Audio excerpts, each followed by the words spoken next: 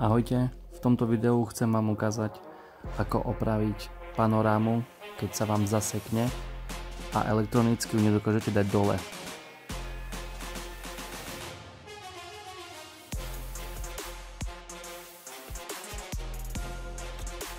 Mne sa to stalo dneska, tak sa idem na to pozrieť, skúsiť to dať dokopy.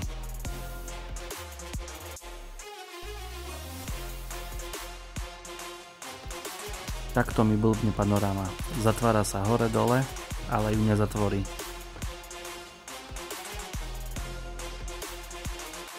Prvé čo spravíme, tak dáme dole tie držiaky clonitiek. Sú tam dve šruby, ktoré dáme ľahko dole.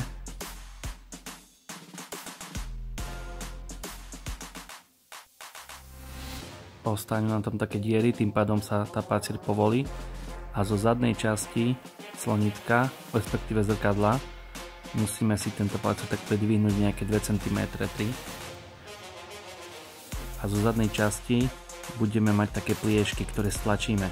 Tým pádom, že ich stlačíme, tak nám vyskočí celý ten panel vrchný.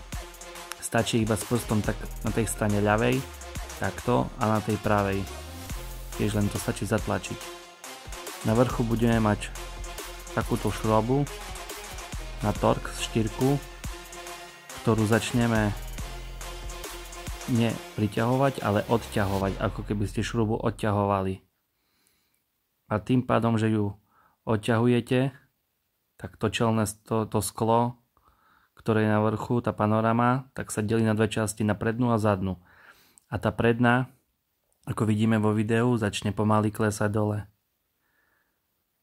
Pomaly klesá, až kým príde na doraz. Zbytočne to nepretlačajte, je tam nejaký doraz. Ak to nepôjde, stačí vybrať kľúč. Tam je zbytočné. Čo sa týka zadného skla, tak tu vidíme tú drážku, takú trojuholníkovú, na ktorej je tá lišta vodiaca. A ten trojuholníček, ktorý máme, dáme si šrubovák takto šikmo a budeme museli ho pretlačiť dopredu, aby sa nám lišta zviezla dole na tú spodnú časť.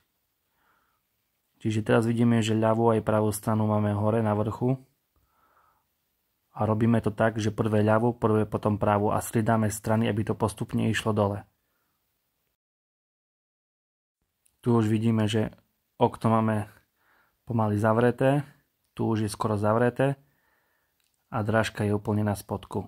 Tá dierka už úplne je na spodku, to znamená, že sklo je kvázi už zatvorené. Pre istotu ideme vonku, pozrieme sa, či tam nie je nejaká medzera alebo niečo, či sklo dobre dosadlo, tá panoráma. Tu môžeme vidieť, že je tam ešte nejaká medzera zadného skla, ale aj predného, ale to nevadí. Stačí prísť do auta a stlačiť tlačítko na zasunutie panorámy. Takto. A ako stlačíte, tak tá panoráma sama sa zavrie. Ten centimeter jeden.